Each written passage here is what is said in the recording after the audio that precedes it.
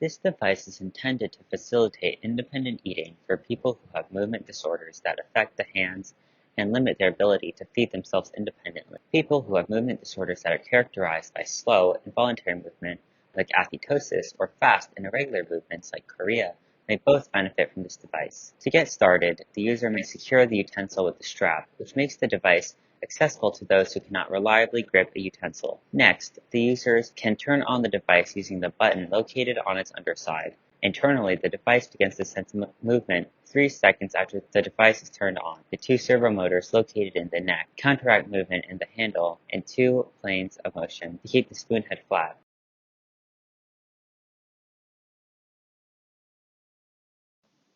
We chose to make our housing a cylindrical shape so that it easily fits into the hand of our user. It is because of this unique cylindrical shell shape that we chose to 3D print our device. Externally, the device has a Velcro strap for the user to be able to comfortably tighten the device to their hand. The Velcro is looped through stands that were part of the 3D design of our housing. The device is then simply powered by an on and off switch located on the top half of the enclosure, near where the thumb naturally sits while holding the device for ease of use of the button. The device's movement is made by 2 servo motors mounted on each other with a perpendicular orientation.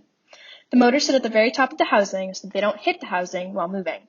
A flexible rubber material covers these motors so that they are not exposed. Internally, our housing was designed to comfortably fit our circuitry compactly, ensuring our device stays at a reasonable size. At the bottom, our battery sits in a battery holder. The device also has a screw-on base to allow for the user to easily access and replace this battery.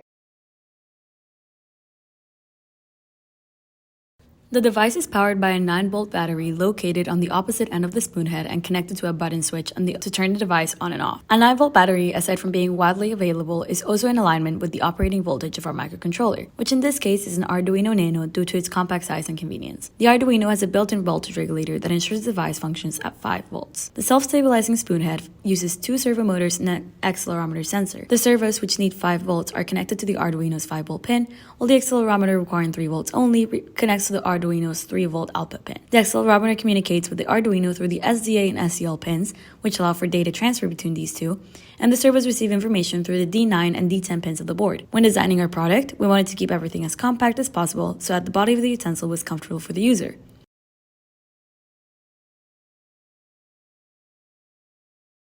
When powered, the code initializes the servo motors to a neutral position. Shortly after being turned on, the device begins to collect data using a 3-axis accelerometer located inside of our spoon handle. The code averages 2 sets of data points together per cycle and converts the acceleration data into an angular position. The positional data is sent to the servos in order to counterbalance the rotation of the spoon handle. The code will continuously level the spoon head. However, when the spoon handle reaches threshold, the code fixes the position of the spoon head.